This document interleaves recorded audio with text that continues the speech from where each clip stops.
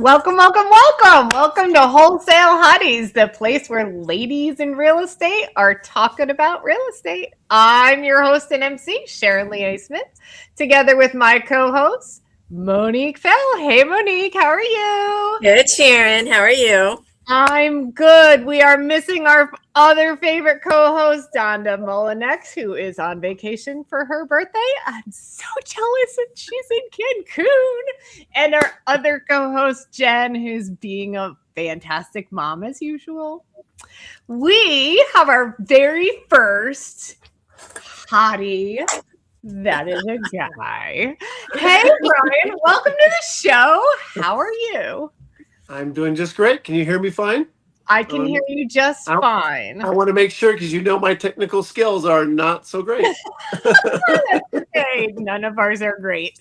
So, Brian, let me start real quick because just before we hit go live, you asked a very important, I think, an important question. You said, why did we choose live rather than recording a podcast and whatnot? Monique, why did you think we should do live? What do you think? Well, I think that we never really clarified why we're doing live, but I know that we were kind of trying to get a flavor of like raw and real, and we're just speaking about really kind of like almost the View channel. So how they like talk back and forth and give some real live viewpoints and structure, and isn't anything that we don't edit anything. It all comes out right here live. Yeah, absolutely. So that's why, in my opinion, that's why we chose live as well. I liked the real people, right? And so when you're live, you just say what comes to mind and you get the real person. So I love that. I have a podcast and I don't do it live. I don't know. That's just a little too nerve-wracking for me. But I'm the same as you. I want it to be natural, and I'm not editing it. It's when it comes out, you're gonna see me make all the mistakes. So being real and being straightforward, not letting people think that you're some kind of perfect machine that can do these things. No, this is real people doing things, right? Exactly. And I think that's so important just for mindset, right? Showing people that we are just human and that it's okay for them to make mistakes too. It's so funny. Again, that's what my podcast is about too. It's like teaching people, getting people earlier in their life engaged in doing something unique or special, or just doing something that they can own. Is what I'm trying to do too. So it's like you're right. It's not perfect, and you're gonna fall on your face. And if you aren't doing it that way, God love you. But not many people don't fall on their face when they're trying. Yeah. Especially in real estate investing, right? So many deals go bad, go wrong. There's complications, like you open a wall, there's termite damage or something that you didn't expect every time, I feel like. And if you can't kind of roll with the punches, you won't survive very long. So tell us how you got into real estate. Well, exactly what we've been talking about a little bit. I owned a house with my first house I bought it a month before I got married in I'm gonna date myself here. 1991. My goal was, as a 23-year-old, is to buy my house before I got married, and I bought it in July and got married in August, right? Nice. And I lived there for a few years, had a couple kids, and realized that house was just too small. Right. Bought the other house, the new house that was bigger, and I rented my house out as a 26-year-old, I think I was. Okay. And let me just say this. I thought, I didn't think it through, but I thought, hell, I'll have family rent it because that way I can guarantee that someone will pay the bill. Oh, no. Well, that's not the case. Yeah. And in the moment, I didn't know people like you. I didn't know what to do, but I did know one thing. I can't afford on my business income to pay 2 mortgages. Right. So I made the drastic decision Now it's drastic. Then it was the right decision. I sold the property because my family member didn't pay the rent, and I was panicking. And so since that moment, I knew right after I saw, I thought, man, if I just had some kind of knowledge more, I could have kept that, and it would have been paid off. And it's in San Diego. I would be getting $4,000 a month rent income paid off by now. And I've lived with that decision for a very long time. And I used that as a reason why not. I can't do this in California. I can't. I can't afford 2 mortgages. I can't. And I didn't have someone in my ear saying, no, you can, here's how. And so I tormented about that for years. And I was 52 years old. A couple of things happened. My business, I was an insurance agency. Hey, what are you making noise with? I was an insurance agency. And I just decided I wasn't enamored. I loved the connection with my clients, but I wasn't enamored with the business anymore. COVID hit. My employees were acting up. My wife got sick, and I'm like, you know what? I need to stop living for my family's income. I need to start doing something I wanted to do. Mm-hmm. And so I started looking into a word that I never heard. In California, it's not a word that we talk about. It's called cash flow. Oh, I love what cash flow was, and so I just said I'm going to do it, and I started looking around the country, and I started buying in Memphis, Tennessee, and that was 5.5 years ago. So that was it. I just took off. That's awesome. That's awesome. Yeah. So, what asset classes are you buying to get your cash flow? So I am a insurance guy. I think I said that right. Yeah. Risk mitigation, okay? Right. Not a risk taker by nature. I have to push myself through that. So when you're buying real estate, it's risky. Well, where's the safest? Well, the safest is cash flow. The safest is B properties where you can buy, in my first couple properties I bought very traditionally, 20% down, get a loan, so I can afford $20,000 in my first house. And so where can I do that? In the Midwest, in the South, and as long as the cash flow, I can do that. And so I started with B properties because I felt like, if something happens, the A people are living in the A properties can move down, and it's not a C property where you're dealing with a lot of stuff. So I started with B properties, single family, got about 10 of them before I realized, wait, I want to do something different with the asset class. So I started looking for multifamily, small multifamily. And I stuck there until this last year, at which point I'm starting to figure out that I can't get to 300 doors one house at a time. That would take a lot of years to do. So a big deal that you made recently. Yeah, I was talking to someone about this, and I'm like, I just feel like I just didn't do anything this year, because every year I'd buy 3, 4, 5 properties. When I first started, well, this year I bought 2 properties with partners, and so it just doesn't sound like much. It happens to be a 24-unit apartment complex and a 15-unit multi-use property in Ohio. So, so that's kind of what I'm trying to kind of push more doors forward. than before. Yeah. I more than doubled my doors which in is 1 year. Which is 2 transactions. Exactly. I mean, I think I sold one of my triplex recently, so I think I'm like 65 doors or something like that. So sounds cool, except for I'm only 5 years in. It's not like a lot of cash flow comes back into my pocket where I spend it. It's more like cash flow, great, to go back in the savings account for when the air conditioning unit gets stolen. Sure. Sure. Yeah. That's, I think, an important thing to point out, right? People, I had like maybe 2 doors, right? And the tenants that I rent to, they think that you're so wealthy because you're the landlord, right? And the reality is the total at the end of the year, like net, isn't even enough to replace the damn HVAC if it goes out. So like, No, I'm not rolling in dough because I have 2 houses. Come on now. You know, it's I think that's funny we say, because I was just talking to, I have a partner in my funding business that is coming on. She's not a real estate person. She's a business. She wants to build businesses, nice. and she's starting to see real estate as things. So I just showed her today, like my Tennessee portfolio, and I said, "See this portfolio? Here's what it brought in. It brought in this number this year, but then I had to pay all these bills, and Yeah. these two properties lost a big chunk because they had rehab,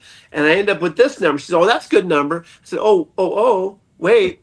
I did also, on top of that, pay mortgage, PITI, mortgage, taxes, insurance, and so I don't that number, and and so at the end she's like, "Wait, you're only making that?"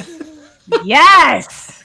But then I smoothed it over. That's when I Yeah. smoothed it over. I said, but yes, but over the last 4.5, 5 years, they paid down $70,000 in my debt, and my Sure. tenants did, Yeah. and they it's a, it's grown in value, Right. and so I point out that there's 4 ways that I'm doing this. But yeah, anybody who thinks that you're doing this to just sit back and roll in the dough over 10 properties or whatever the number is, Right. yeah, they don't know.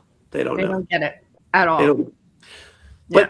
But it's funny. I think that's the key. That's why there are a lot of real estate investors, but there's not. Yeah. When I first sold my insurance business 3 years ago, I thought to myself, how do I do this? I'm going to build my portfolio, but I have to make active income. And so Right. I started, and before that time, every one of my clients that found that I was buying properties outside of California, and every one of them, my friends found out, they're picking my brain. How do you Yeah. do that? Have you ever been to Memphis? Have you moved there? Do you have any family there? All the questions, Yeah. and I'd say, and I would tell them, I'd love to show you how to do this. And so after I sold the business, I thought, well, you know what? I could probably be some kind of like liaison to them to get them to do their portfolio. That'd be kind of cool for me Ah, because I can get them started in real estate, and yeah. maybe I can partner with them. Maybe I can charge them a fee to do all the work because I could tell them Right. all the things. I will tell you right now, I know that people think of insurance agents as salesmen. And that Right. is used car salesmen, lawyers, and insurance people, they are all horrible, right? But I did 27 years in the insurance business, and I never sold. I built relationships, and Right. people stayed with me. They grew, they bought more, and they referred, and that's how I built my business. So, They trust you. oh, yeah, they did, yeah. And also, I get out of insurance, and I find myself And you trying to do. sell people. Yeah. Hey, you should buy rental properties. It's good for you. It's a great hedge against this. It's all these things, and I made a couple people get into it. I shouldn't say made. I got them to see the light and do it, Right. You but saw the they light. Yeah. but they didn't, because they didn't see that. They thought they could buy one and be done, and you Yeah. can't buy one. You have to. It has to be a passion, and Yeah. so I stopped selling them on that because I don't like selling. And I think what happened is I was lending some of my own money at the time, and I said to one of my guys, I said, "Would you, you don't like this, but would you lend money on a project if you got your money back within so much time?" And the light went on, and I Yeah. and I that's it's like, okay, I guess people will do. They want to be in, but they don't really want the burden. They don't want the long term problem. If that makes Oh sense. yeah. Not only long-term problem, but like the people problems, right? Tenants are a pain in the, Oh, no, no, and no, no. and like there's just, there's problems with plumbing and electrical. Like there's just so many things, and you don't really see that until you're in it.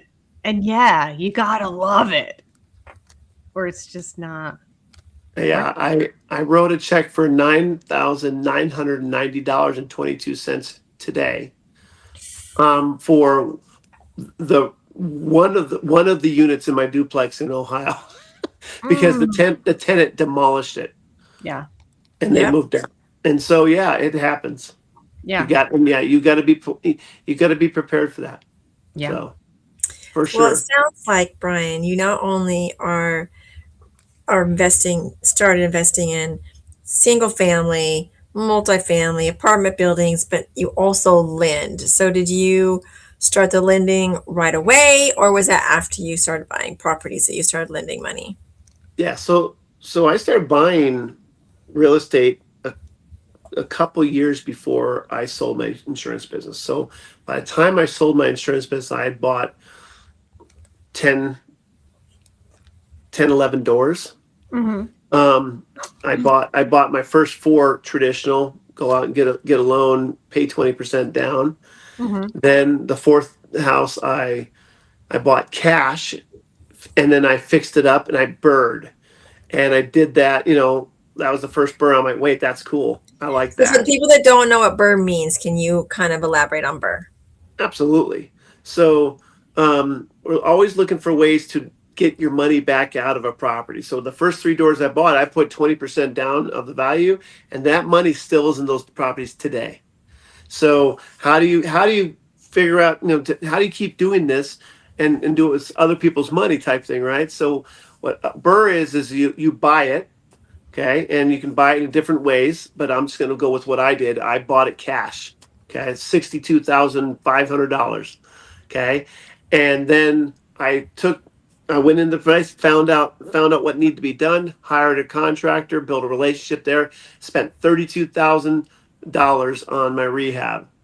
Okay, so now I'm all in the 90s, range, and then I went out to a bank. So I bought it, I rehabbed it. That's the first R. The second R would be I rented it, right? So Mm-hmm. now I got cash flow coming in.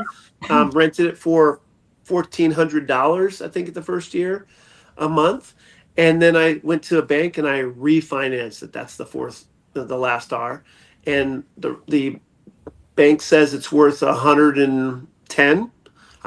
I put 90 into it. I end up getting almost all my money back out.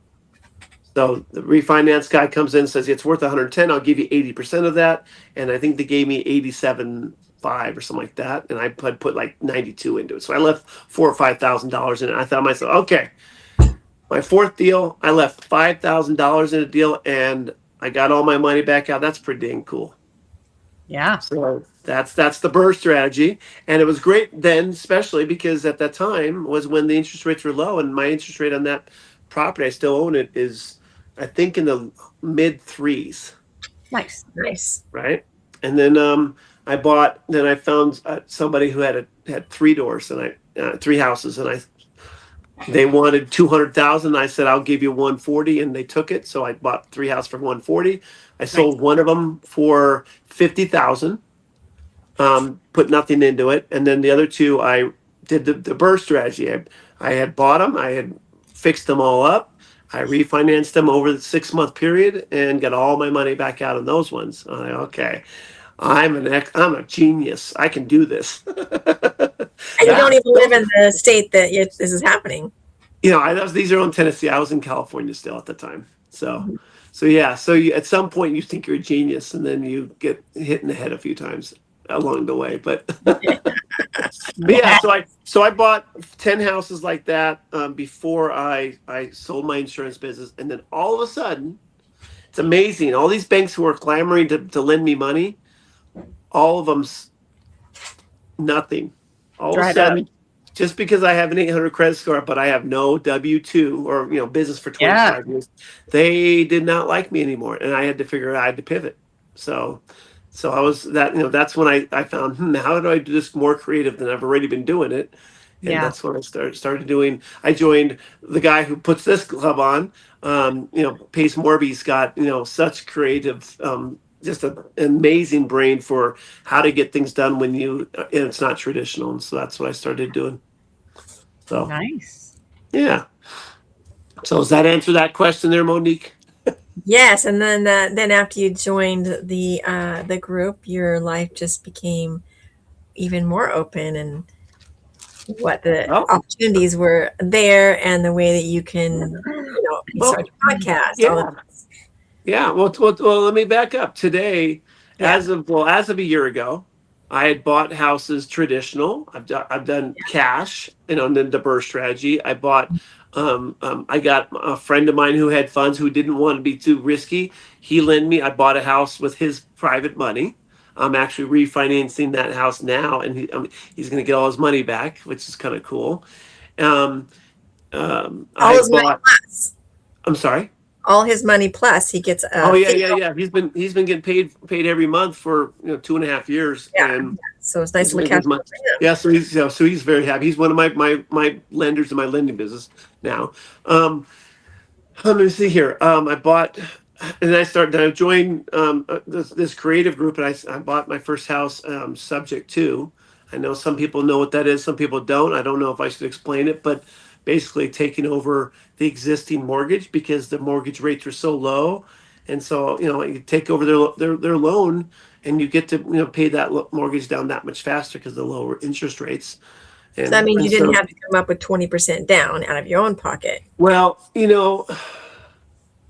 you want me to be honest, or do you want me to tell you? Because I could tell you, You I can could be tell you a story. all right, Um, well, no, my first subject to property I bought, I put way more money into it than I had on my 20% down deals, because you learn things, right? Well, somebody brought that to me. The wholesaler brought that to me, and guess what? I don't want to be a wholesaler.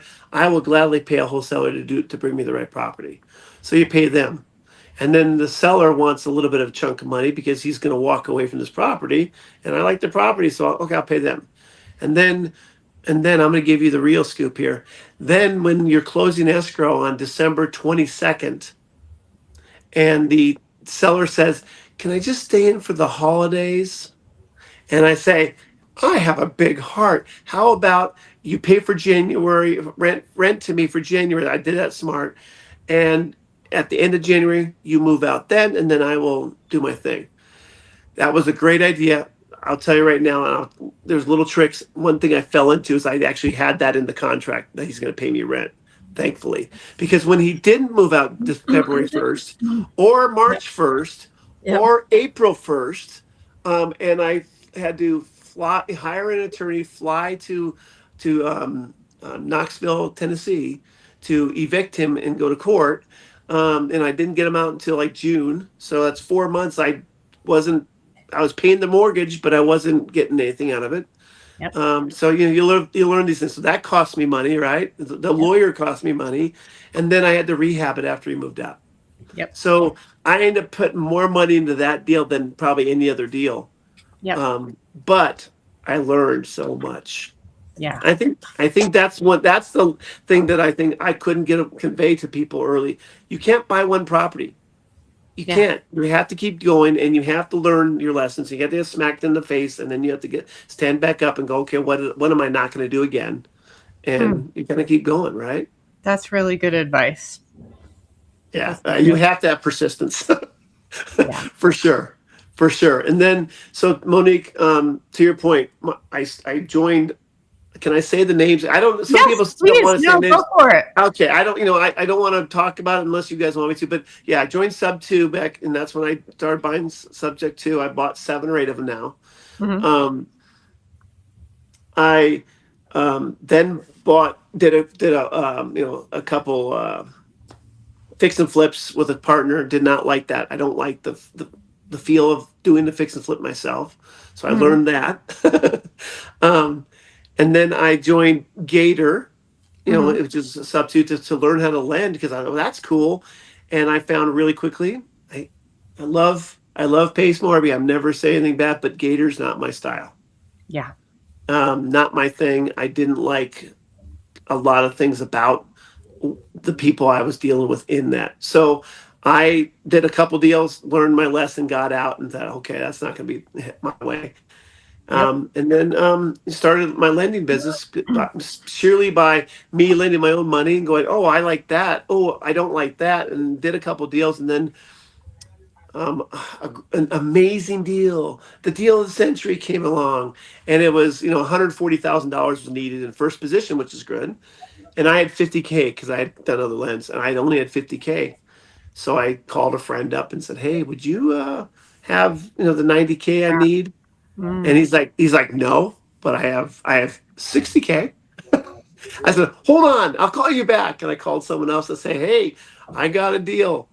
Do you have 40K, or whatever the number was? And he's like, yeah, I'll do it. And so I talked two people into doing it that never did it, and I got the deal done, and it went swimmingly. And I was like, okay, I am the master of all knowledge. I got this, you know. And then I started doing that a little bit, and then somebody said to me on the second time I did that with a friend, he's like, "Oh, how much did that cost the borrower?" I said, "What do you mean the cost of borrow? They borrowed the money to pay me the return." They're like, "Wait, but you put two people together on that with you, right?" Yeah. They're like, "Well, did you charge for your work?" What? Huh? You can do that? Yep. What? So Yeah. everything I do is me falling on my face, honestly. Yeah. So that's That's that, awesome.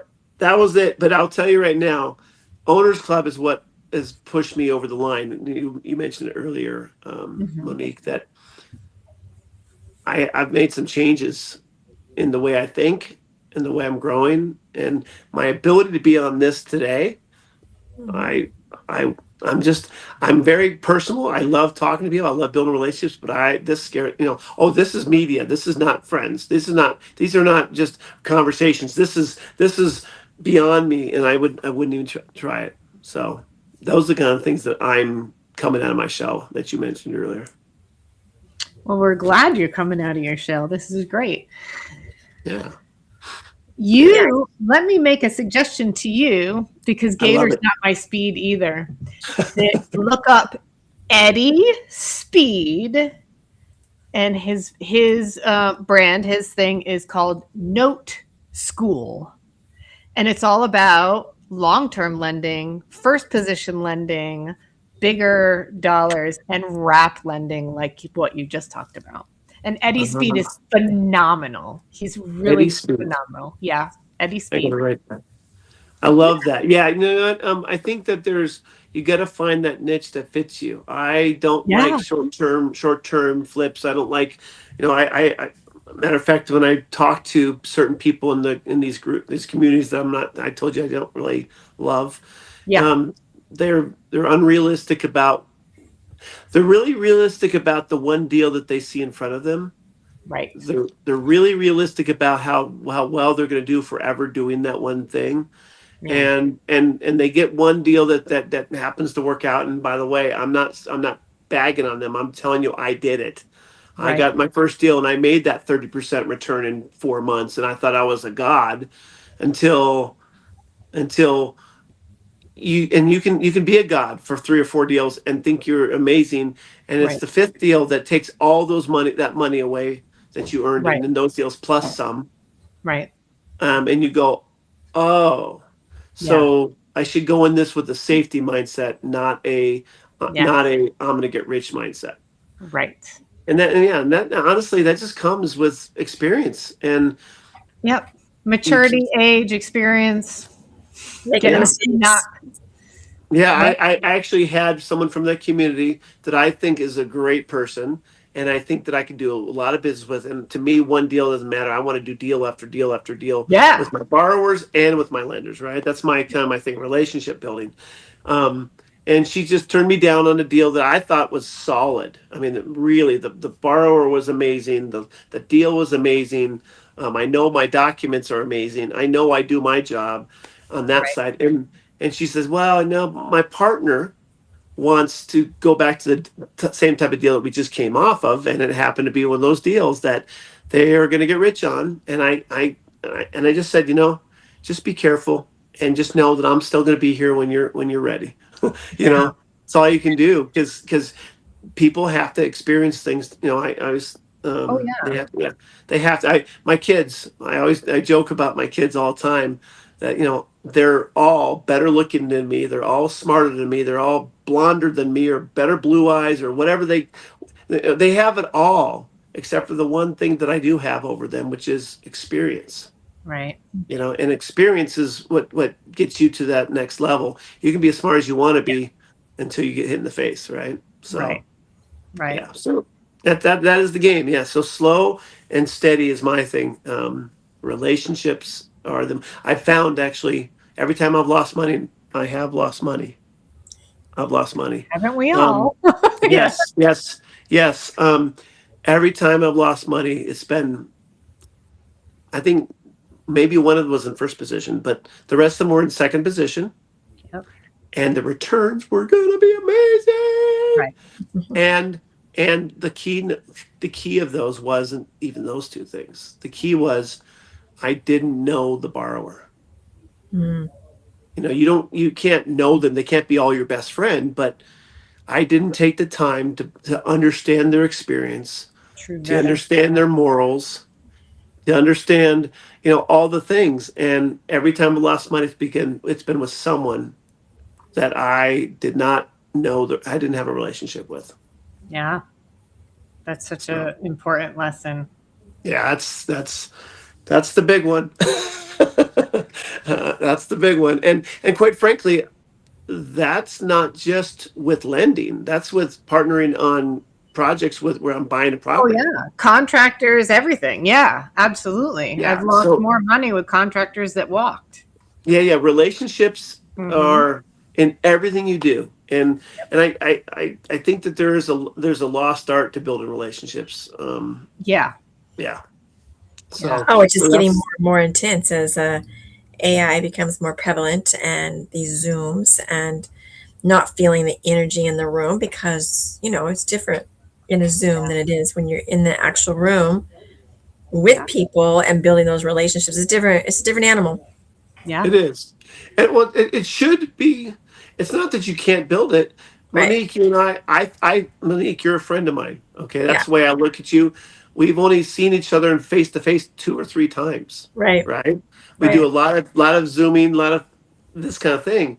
But I think that over time, you have come to my heart, that I like you and I know you, but it's taken time, right? Yeah. So I think a lot of people want that shortcut. Hey, well, I don't need to see you. I don't need to know you. I can just text you and we're friends. No. Yeah. But I'm part of your social media clique, so I know we're friends. No. Right. Yeah. So I'm old. I know I can see the gray myself too, but that's the wisdom part. Yeah. Oh yeah. No, I totally agree with you there. I can't tell you how many people reach out to me on social media and they think that they know me because they've followed me for however many years on Facebook or Instagram. And I'm thinking to myself, I don't post but a fraction of my life publicly, right? Yeah, everything I post is public, but it's this much of me. You know what I mean? You don't know me just because you've followed me or whatever. Yeah, absolutely. People don't understand that the importance of time and relationship and conversation and interaction to build that. Yeah. Small microcosm of that would be, I have a guy who wants me to loan some money to him. And I've never done a deal, but he was referred to by someone who I do trust. So there's one little chink in, that I can say, okay, I'm on his team. And then he sent me a deal and I'm looking at it. I'm going, wait, he's not, he thinks he's saying the ARV in this property is 130. I'm seeing 160 all day long. So I'm thinking, okay, what's this guy doing? And I get on the phone, I ask him that question, and he's like, I just like to be really conservative. Okay. So that doesn't mean that he's sold me in the fact that he's going to be a great person yet, but it's one more thing that he's built. One more green flag. Yeah. And then I ask him another question, and he knows the answer. And sometimes the answer that I'm looking for is not everything's perfect. Sometimes it's, I've fallen on my face and that's what I've learned, and so there's these little chinks, and I just met him one time. I don't know him yet, and it's going to take some time to really have that trust that I'm looking for. Right. So, so I just think it's that people need to spend time with each other before they can just say, oh yeah, we're in, we're this is the person. So that's what I would say in a nutshell. I would say my superpower, Pace Morby. I hate when he says, "What's your superpower?" Or people are saying, I hate that comment. You guys hate that too? Yeah, kind of. It's kind of cliche, cheesy, and it makes you feel like you're all about yourself. What did Monique, were you in the room with Vic Keller on that last meeting we had? And he Yeah. said there was a slogan. He said, "People, do you know what I'm talking about?" People, when he's saying people, it almost sounded like what Marcus Lemonis says when he's doing business renovations and revitalizing, but I don't remember the exact slogan he used. Yeah, but it was basically people who think that they're awesome, And whenever I say, well, my superpower, that's what I'm thinking. Is like, you go in the room and the people who just think they're awesome, and they may or may not be able to back it up, but they think that. Right. And I hate saying my superpower because like it makes me think people think I'm awesome. I don't think that. Matter of fact, my wife yells at me all the time for putting myself down.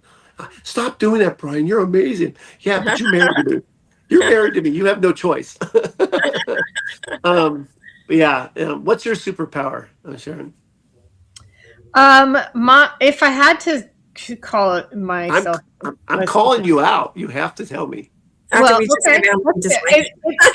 It's numbers. It's running numbers. I am really good at underwriting and comping and cost estimating, rehab budgets, that type of stuff.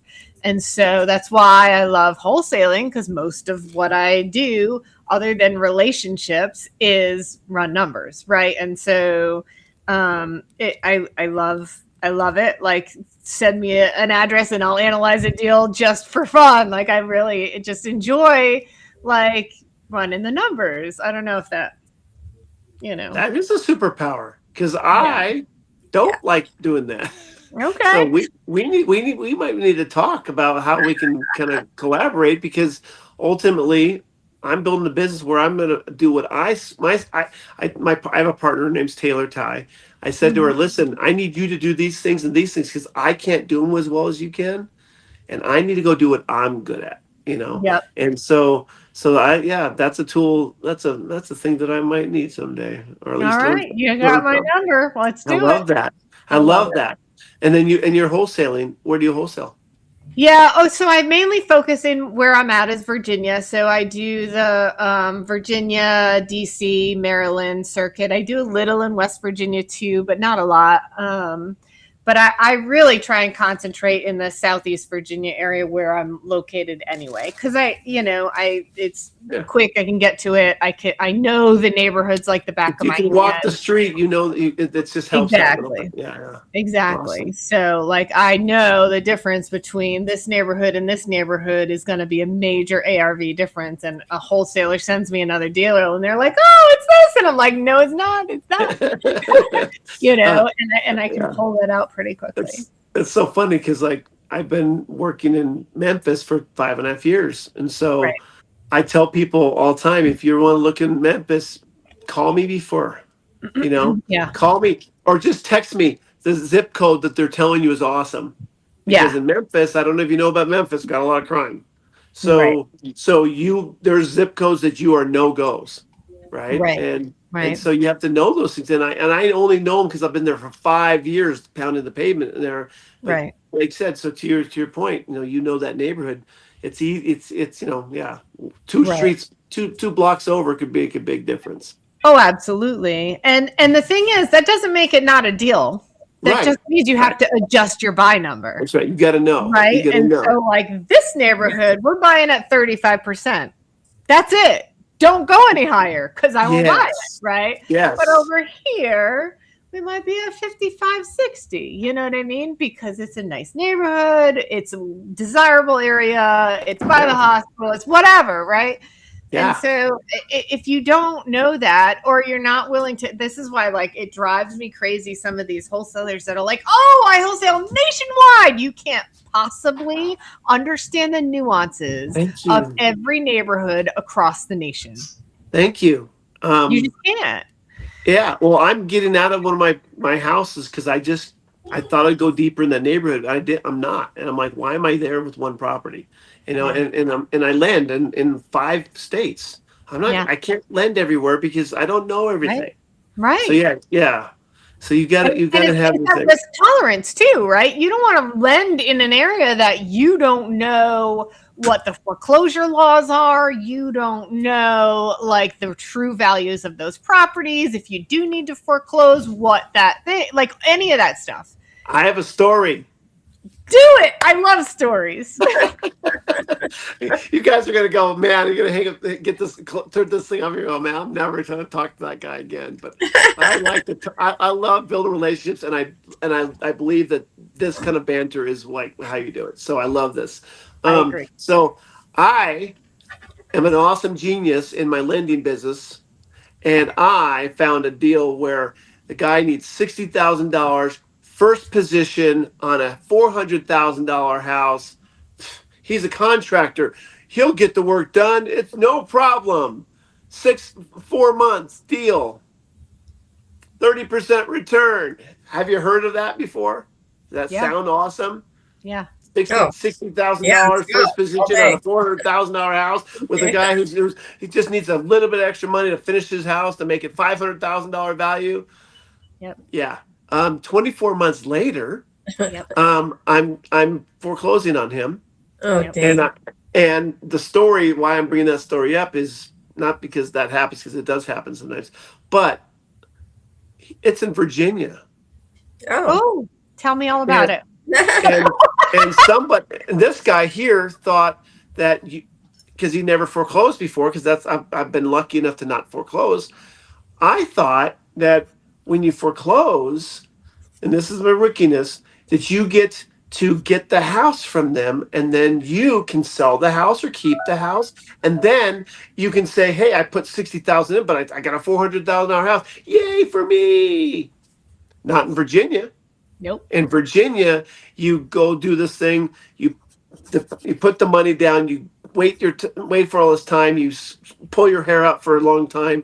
Then you decide to do this. You hire an attorney. You have to pay him, and then at the very end, you don't get it. You get the money you put in plus the return you deserved, and you get your legal fees taken care of. And then the person who didn't do the thing, didn't take care of the bills, they get the proceeds after that.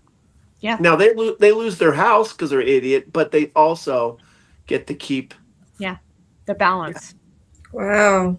Yep. I don't like Virginia for that reason. Yep. But I had to learn that. If the bank forecloses, they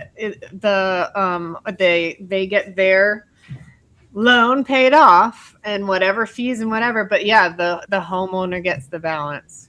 Why didn't I know you 25 months ago? But yeah, these are the things we learn, right? Yeah. So. Yeah. Yeah. So what are you doing, Monique? What's your passion in the real estate business? Because I know you run a restoration business, which is like a full-time gig. I don't know how you do that and other stuff. But yeah, I don't either. Yeah, it's crazy. Well, a little bit cuckoo. Well, we all are, right? So tell me, we have to be. What are you focusing on? So right now, being in these rooms, Brian, as you know, with the Owners Club and Sub 2 and being with the other investors, it gets your brain thinking on a higher level. It gets you thinking, okay, I've been doing fix and flips. I have a clean and sober house, and I have all these rentals. And then you start thinking bigger in apartment buildings. And so we happen to have a piece of land that came across our doors here, in our rooms that we were in. And my partner and I looked at that and said, I don't know. I've done some developments, but not this big. It was like 44 acres. And it had an airstrip on it. And so we're like, this airstrip, what can we do with this property with an airstrip? So we might not be able to have the manpower behind it, but we know somebody who does, who we are also in the same community together. So we call this guy up and we say, hey, we got this piece of property.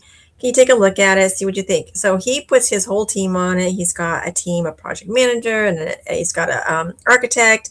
They're all looking at it. Pretty soon we've now fully blown out this property to be 100 acres, and we're building out an aviation community over there in Florida. What? It's so exciting. So That's exciting. amazing. It's really amazing. But you know, it's also about teaming up and being with the right partners and feeling the synergy of that and the just the magnitude of being able to learn from the people that have already done different things like that and seeing what they're doing and having fun with a project, not just thinking about, oh, I got to do this or I got to do that, but we get to do this and we get to do that and we get to bring more partners in because it's big enough a project that we can do that. And so that's Yeah. one of the things that we're doing and looking at more now, aviation communities that I hadn't thought I would, delve into, but now that we are, it's opening up a whole nother aviation community development. That's the thing that I really am starting to understand that I need to change because I'm the guy who just does it by himself. And now the last year I'm starting to partner and bring people in that have skills I don't. But like that right there, as soon as I hear aviation, I'm like, not for me. I'm out too. I'm gone. And I Right? would have walked Right? away from that. Yeah. And you're embracing it. So Yeah. that's amazing. But it's finding those right people and being able to do that is the biggest part of it all, like that. Because yeah, if I do it myself, I would like, ooh, I don't think so. But I've got the people that can, and I met them in this room and being in the right rooms. And did you know there's a thing called hamburger lunches that aviation people or pilots, they get their planes and they fly in for a day just to have lunch at this. It's not hamburgers. It's nice lunch usually. And have lunch together and then fly out. They call them hamburger lunches. That's awesome. Yeah. Huh. So we're putting a restaurant also on the property. Well, it's the same thing. Yeah. If you know anybody who does motorcycle riding, that's what they Yeah. do. They're like, That's we're going to true. go for a ride Yeah. today. And they end up at this location. They all have lunch. They shoot the shit for 2 hours and then they come back. I mean, that's just they pilot's version of that, right? Right. That's so cool. Yeah. And yet, I mean, and so I start, even though I would have run for this, like I'm acting like I know what I'm talking about here. But like, if they're going to fly in, why not have those mini homes where they can bring their wife and then stay the night and have a nice breakfast the next morning? And, Yep. and why not, create a kiddie area, maybe, I don't know. I mean, just make this like I'm a pilot and I have a family. I can go there for the night and spend it and have some real fun, Oh, definitely. We're looking at that. We've got hangars that we're putting in backyards and around the airstrip, and we're even putting in a veterans area for veterans homes so that they can have a smaller place to stay. Not the big place because they need to have something smaller that they can afford, and then they can work on the property as well. So now we've killed two birds with one stone. I love it. And there's a lake, and there's the area to hike and walk around, and making it a fun little community. So I have a broad question to everybody here, including myself. Did you envision that you would be doing what you're doing, some years ago? I was 52 before I bought my first rental property, you know, but now you think about what we just talked about, all three of us. Right. I don't care. I don't care how what you say. That's pretty freaking awesome that we're doing some pretty cool things, Yeah. And Absolutely. Yeah. I think that I think I always had big dreams. I just didn't know this would be the thing. I didn't know Right. what that would be about, but I knew it had to be something. Yeah. I knew real estate. My wife says to me, because when I finally bought, what happened is she said to me, Brian, stop talking about it. Go buy a piece of property. So, Yeah. and when she said that, I'm like, what are you talking about? I'm not into real estate. She knew. How'd she know? She's been listening to me garble about what I didn't do or what I should have done. And Yeah. so sometimes we're thinking of all these things, but we don't know until we get shocked. And for me, I had to get shocked into it. COVID changed my business. I didn't like what was going on in California. I didn't, my wife got sick. My kid had a baby, whatever. And all of a sudden, I'm like, wait, life's pulling on me. I need to pull back, push back. And so, yeah, sometimes so I honestly, that's what my podcast is kind of driving to. I want to talk to people who are trying to do something different and new. I don't want them to be 52 before they follow their passion. That was my next question. Tell us about your podcast and what kind of give us a flavor of what that looks like when you do your, is it like a weekly thing? Is it like you're interviewing or you're teaching Well, people what age group, all the things? you guys are doing it way better than me. That's all I can say. Well, thank you. So you were one of the catalysts for my podcast, Yes. because when I joined and I met you and and a couple other people in our group, I just told them, I said, yeah, no one knows me because I don't use social media. I like one-on-one relationship building. Yep. I'd rather go to lunch with you all day long than ever do anything on, I'll never hold a camera in front of my face and talk. Yep. I just don't do it. And so in the conversations I had with you and the group of people, someone said, well, why don't you just have a conversation? And I'm like, well, how do you hold the camera in front of your face and have a conversation?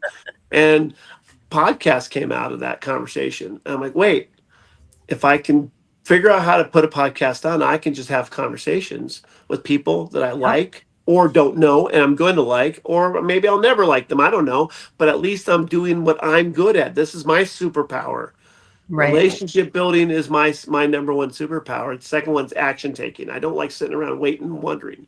So that's all I got. I don't got the good looks. I don't got the brains. I just doing my thing. And the podcast, so I started thinking about it. It took me a little while to think about that. And I thought, wait, I can do that. So what would it be about? And someone said to me, well, what's the audience looking for? I'm like, I don't know. All I know is Right. if I do it and I take the action, and if maybe my superpower comes out while I'm taking that action, then maybe I'll learn something. And oh, by the way, I'll hire someone to do the cutting and the pasting and the posting for me because I don't know how to do that stuff. I'm never going to do that.